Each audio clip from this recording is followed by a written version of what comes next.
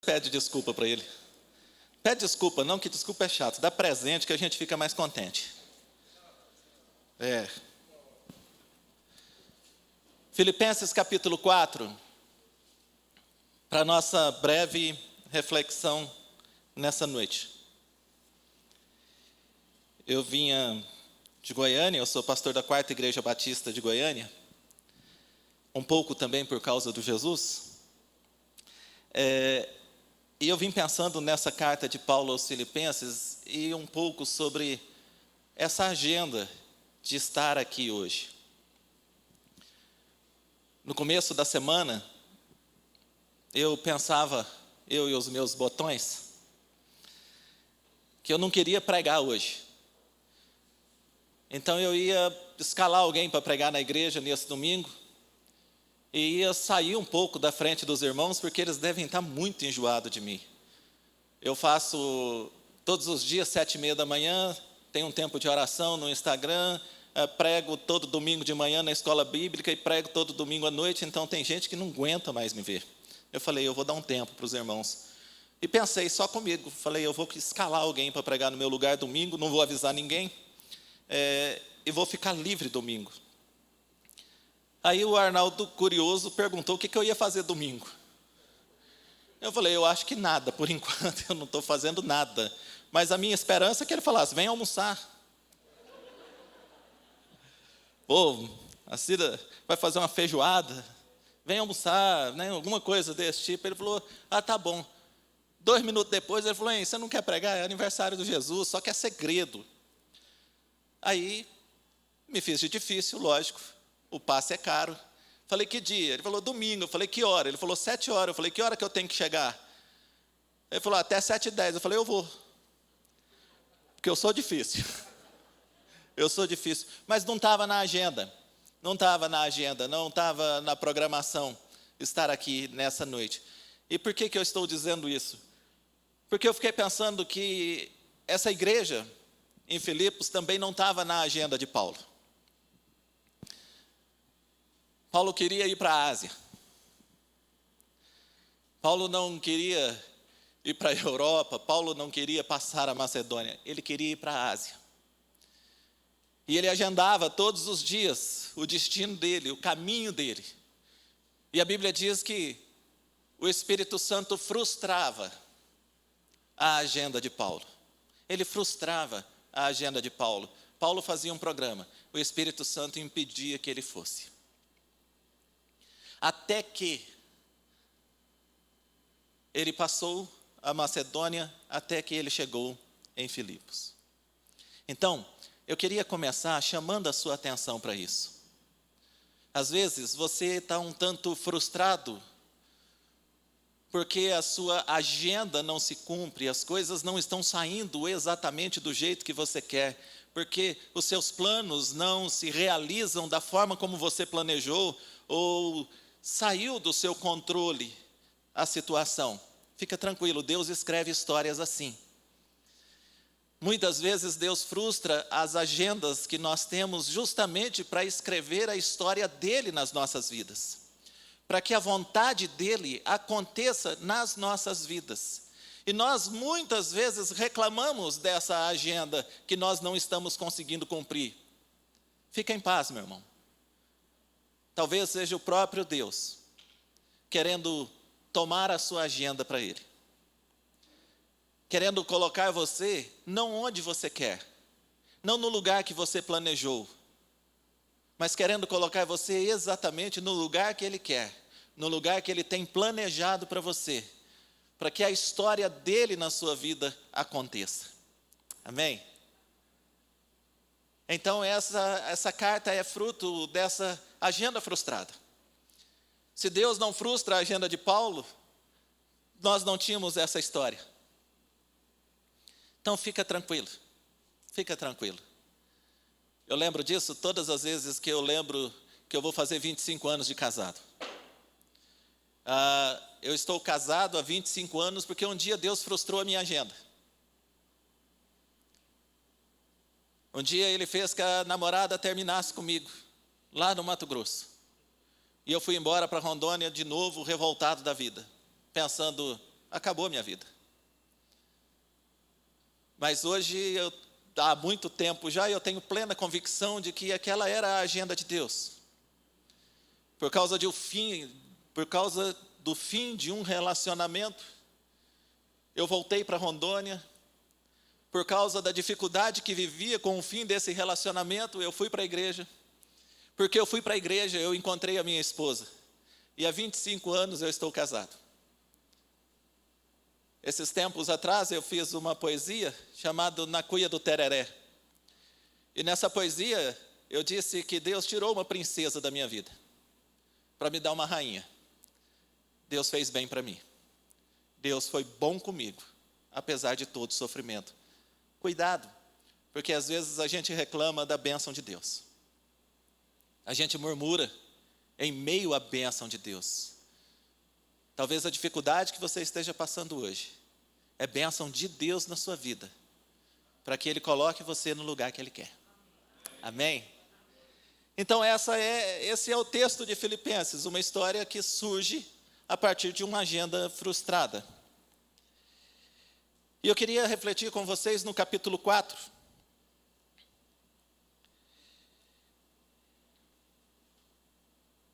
Paulo diz assim: portanto, meus amados irmãos, de quem tenho muita saudade, vocês que são a minha alegria e coroa, sim, meus amados, permaneçam deste modo, firmes no Senhor.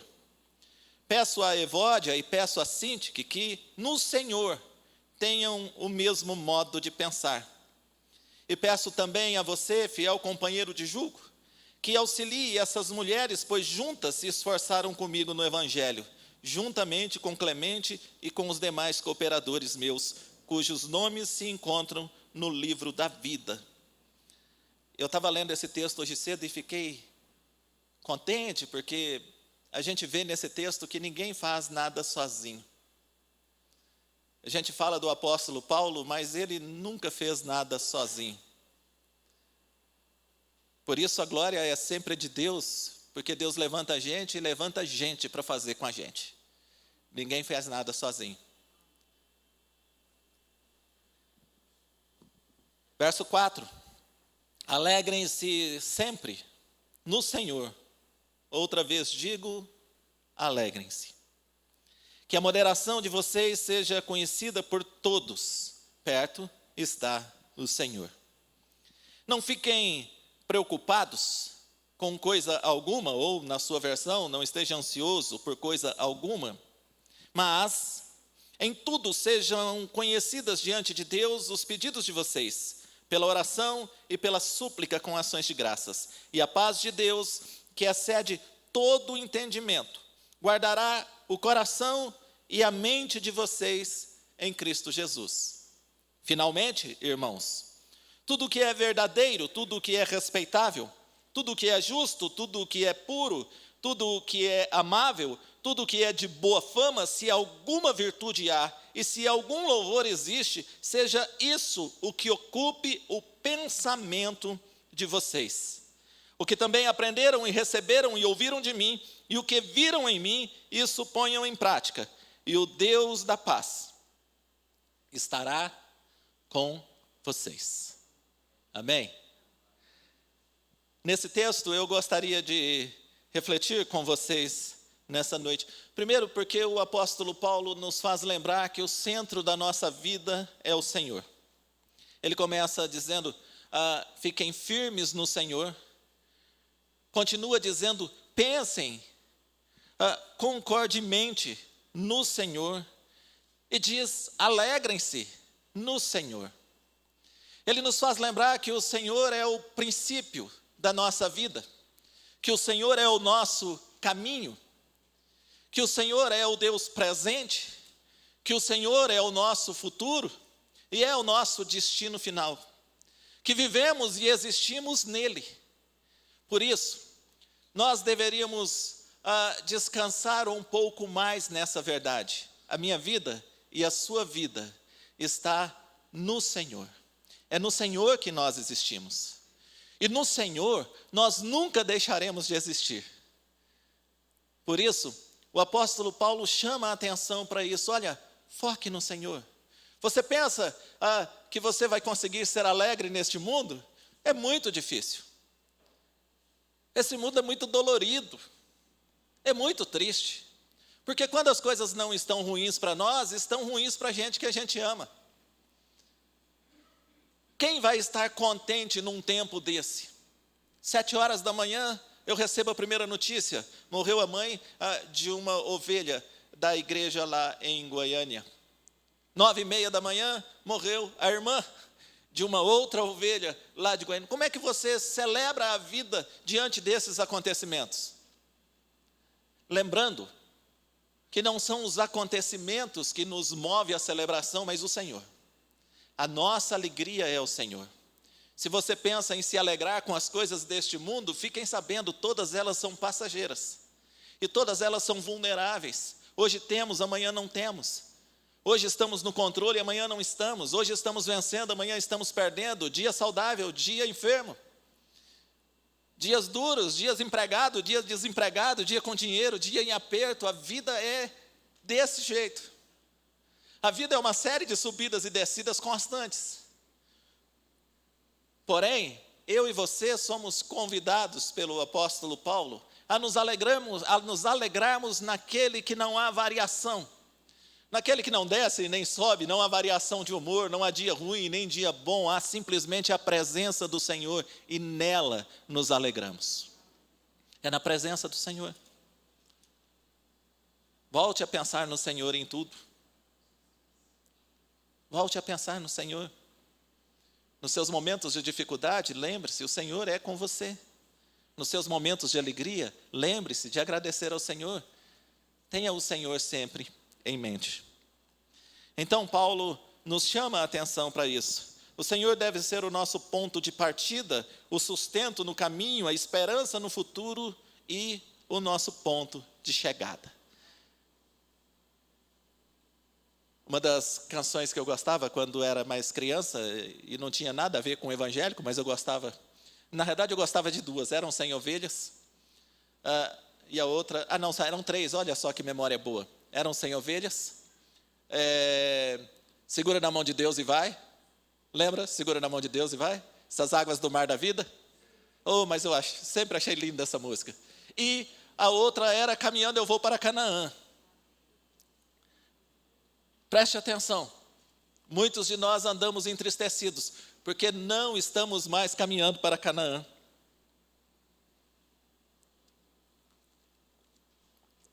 O céu já não nos atrai mais. A vida eterna já não nos atrai mais. O encontro com Cristo já não é mais tão uma expectativa nossa. A grande expectativa que nós temos é a solução dos problemas para a nossa vida. Mas a que deveríamos ter é a certeza de que nos encontraremos com Ele. Se Ele não vier, nós vamos.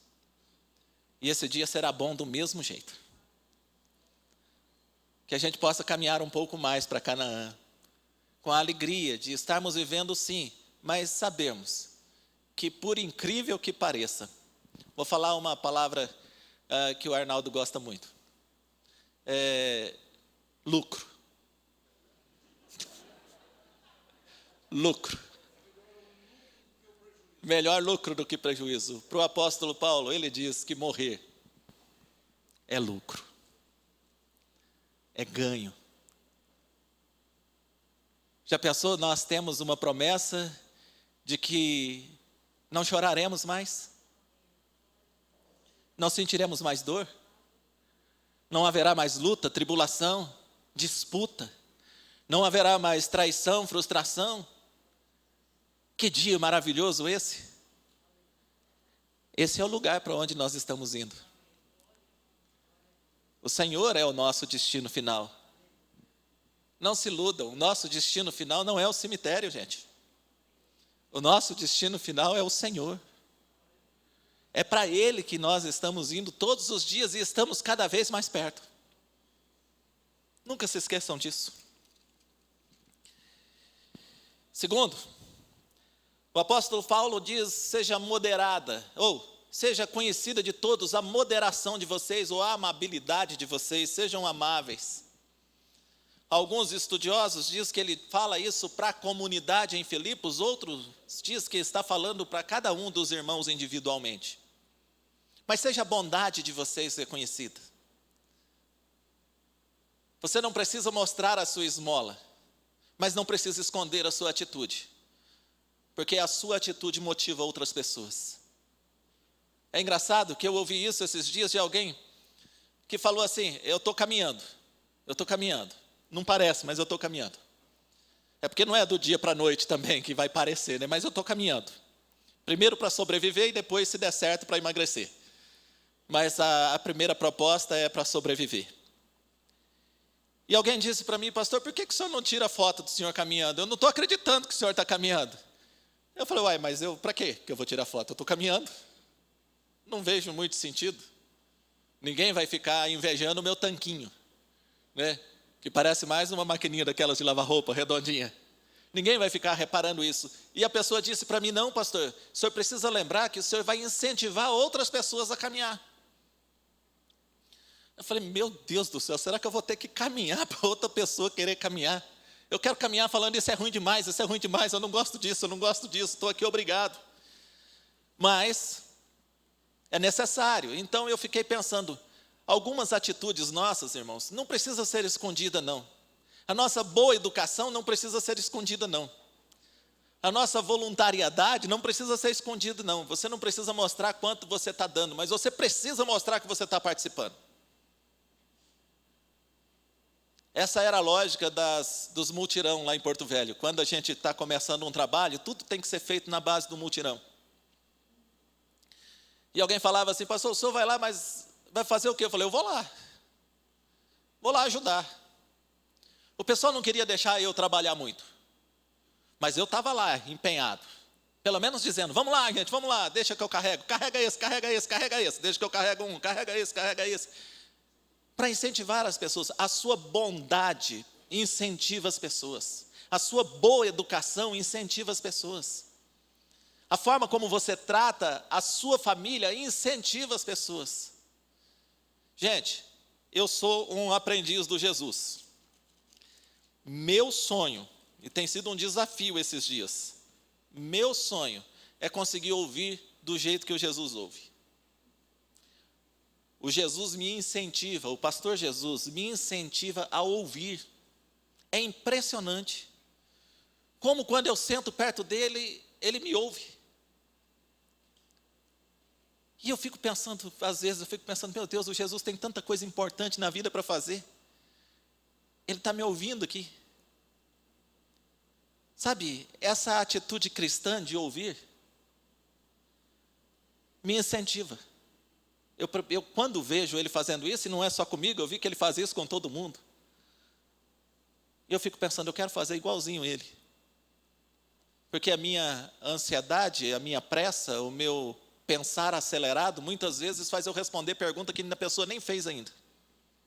Senta na minha frente lá no escritório, no gabinete, e às vezes nem falou direito, eu já respondi. Na realidade, eu já começo, algumas pessoas, eu já falo assim: vai chorar, chora logo. Chora, pode chorar, você está aqui, pode chorar, chora à vontade, depois nós conversamos. Porque é muito difícil conversar com alguém que está chorando, é difícil de entender. E eu tenho a impressão que antes que a pessoa conte o problema para mim, eu já estou querendo responder, eu não estou querendo ficar ouvindo, eu estou com pressa. Aí eu sento perto do Jesus, que tem muito mais compromisso, mas muito mais compromisso do que eu, muito mais compromisso do que eu. E ele para, e quase que eu não tenho paciência com ele me ouvindo.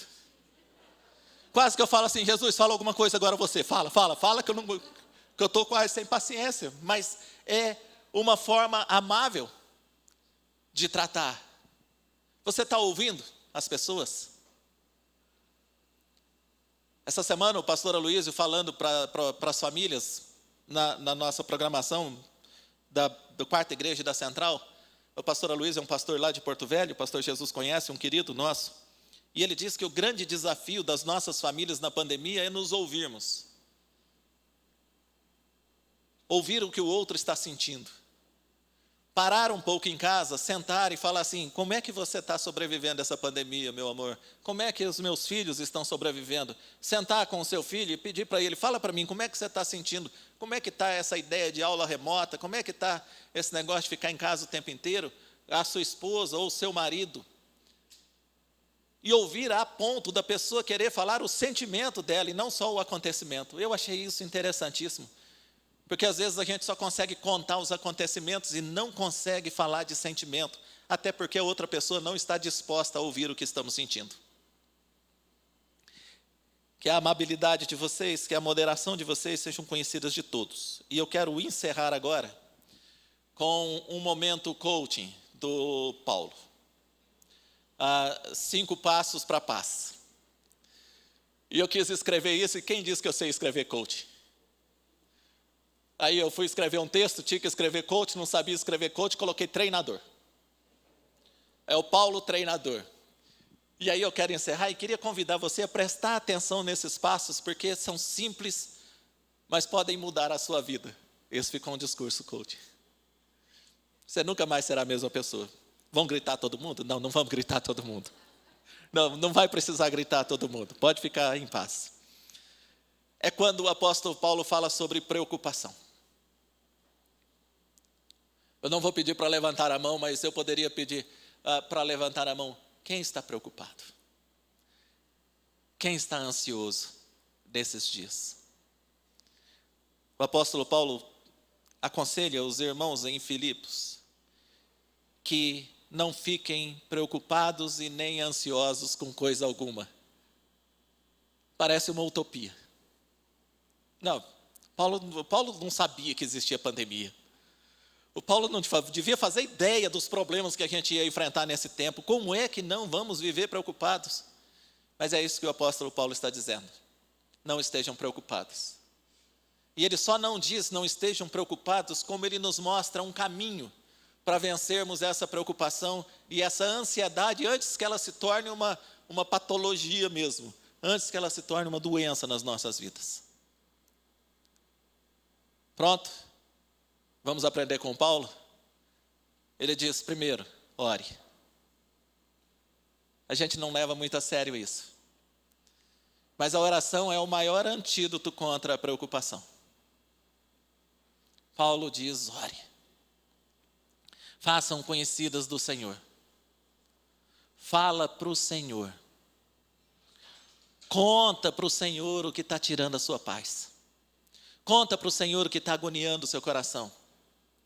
Conta para o Senhor o que está fazendo o seu coração disparar, sem que você esteja vendo acontecimento nenhum próximo. Fala para o Senhor o que está tirando o seu sono. Fala para o Senhor. Irmãos, orem. Orem. Essa oração das 7:30 da manhã, que eu tenho feito todos os dias, já há quase um ano. Ela começou em julho do ano passado.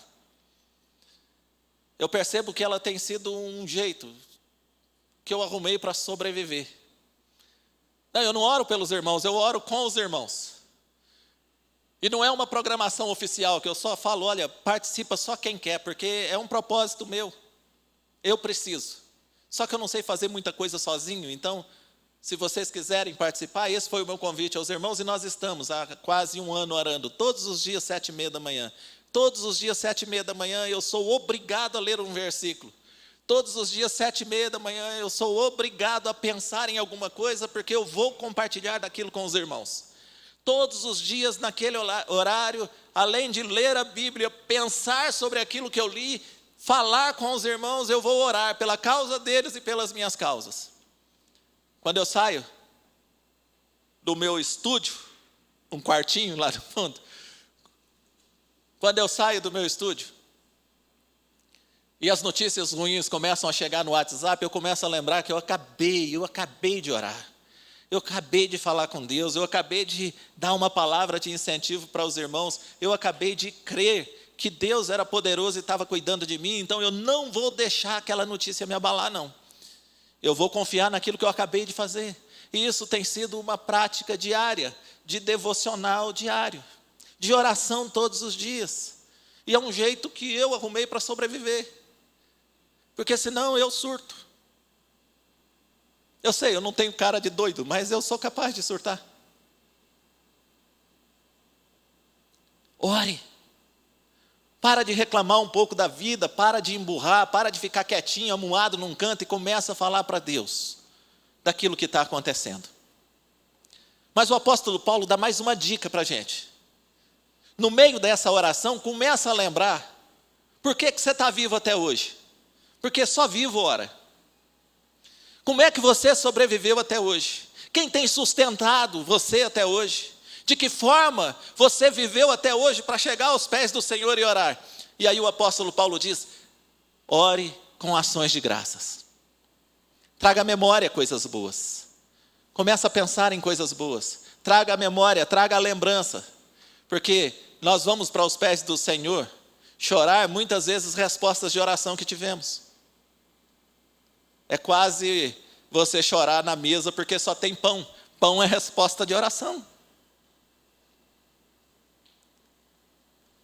Ore ao Senhor. Seja agradecido.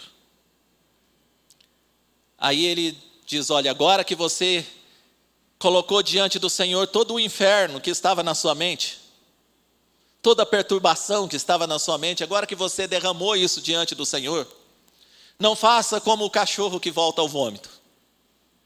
Porque tem gente que vai lá, entrega o problema para o Senhor, termina e vai atrás daquilo para mastigar aquilo de novo, para sofrer aquilo de novo, para lamentar aquilo de novo, num ciclo interminável de lamentação.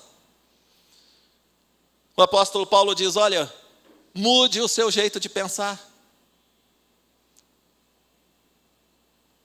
Comece a pensar em tudo que é verdadeiro, tudo que é respeitável, tudo que é justo, tudo que é puro, tudo que é amável, tudo que é de boa fama, se alguma virtude há e se algum louvor existe, nisso pensai. Enche a sua cabeça, meu irmão. Eu lembro da minha avó dizendo que mente vazia é oficina do Satanás. Mente vazia é oficina do diabo. As coisas evoluíram. Hoje mente cheia também é. Nós precisamos nos esvaziar e começar a pensar em coisa boa. Eu li esse texto depois de uma conversa com um psicólogo. Se eu tivesse lido esse texto antes, eu nem tinha falado com um psicólogo. E eu fui no psicólogo e ele falou para mim, porque estava tendo umas crises de pânico, e ele falou para mim, olha, remodula aí o seu pensamento, dá uma ajustada no seu pensamento. Ao invés de você começar a pensar que você está infartando, que você vai morrer, que você vai morrer agora, você está morrendo, porque quem já teve crise de ansiedade sabe, a gente está morrendo. O médico pode falar que a gente está bom, mas a gente está morrendo. Ao invés de você ficar pensando que você está morrendo, começa a pensar em outra coisa. E aí eu fui ler, o apóstolo Paulo tinha dito isso. Ó. Selecione melhor seus pensamentos. Então preste atenção, tá? Liçãozinha da Escola Bíblica da Noite. Ah, pastor, mas eu queria um assunto mais profundo, mais denso. Você não está dando conta de fazer isso aqui? Para que você quer densidade? Você não está conseguindo orar, você não está conseguindo livrar os seus pensamentos dessas coisas ruins. Você quer saber o que significa as 7 cabeças dos 15 dragão? O que você vai fazer com as 7 cabeças dos 15 dragão se você não consegue orar para Jesus? Então relaxa. É simples assim. Ore. Não fique preocupado, ore. Está cheio de preocupação? Ore. Está ansioso? Ore. Coloque diante do Senhor tudo aquilo que está perturbando você. Alimente-se de coisa boa. Irmãos, não é uma questão política, mas pelo amor de Deus, eu não sei como é que os irmãos aguentam tanta besteira como informação. Tanta besteira. E vão surtando, vão ficando angustiados com esse monte de coisa ruim. E coisa ruim de tudo quanto é lado, tá? Coisa ruim de tudo quanto é lado. Não importa o viés da notícia que você recebe. Quase sempre ela é decepcionante. E aí você vai se alimentando disso. Para um pouco. Vamos comer coisa boa. Pensar em coisa boa. Pensar em coisa do alto. Busque as coisas do alto. Pense nas coisas do alto. Alimente a sua cabeça mais de Deus. E aí, coloca em prática aquilo que você tem recebido de bom. Coloque em prática. E é só nessa hora que eu quero então me referir ao pastor Jesus. O apóstolo Paulo não fala assim, faz igual Deus está fazendo. O apóstolo Paulo não fala assim, faz igual Jesus fez, o de Nazaré, não o de Anápolis. Aqui é difícil ficar falando de Jesus, que ninguém nunca sabe do Jesus que nós estamos falando. Mas o apóstolo Paulo, olha, o que também aprenderam, receberam e ouviram de mim. Queridos irmãos,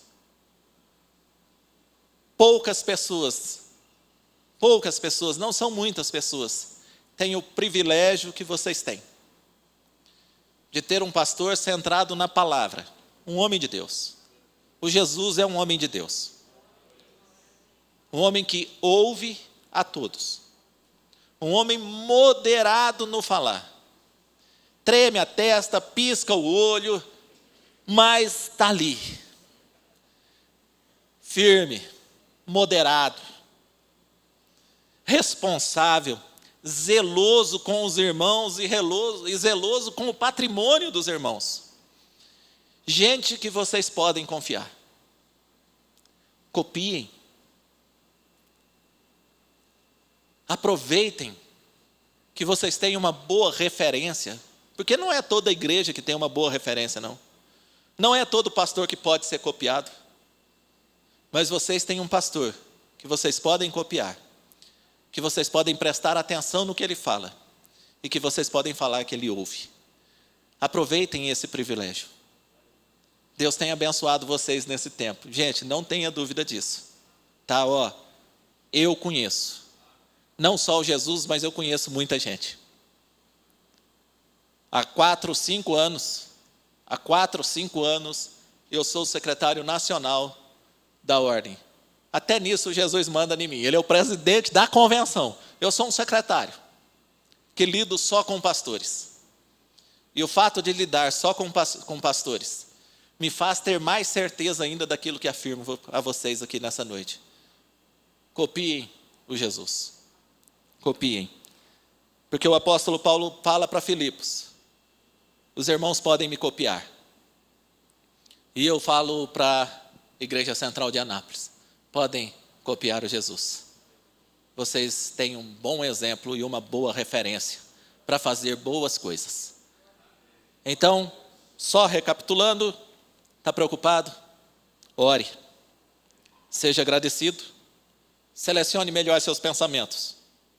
Coloque em prática as boas lições do Cristo encarnado e do Jesus manifesto no nosso Jesus.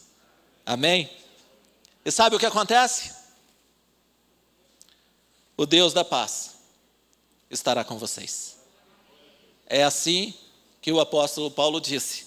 E se você tiver alguma dúvida sobre o que eu preguei, Filipenses capítulo 4, a partir do verso 1, até este momento. Façam isso. O Deus da paz colocará um guarda. Esse é o sentido do texto. Ele é um texto, é um sentido militar aqui. Ele guardará o coração e a mente de vocês, é como se ele colocasse um guarda, protegendo o coração e a mente de vocês. A paz do Senhor estará com vocês.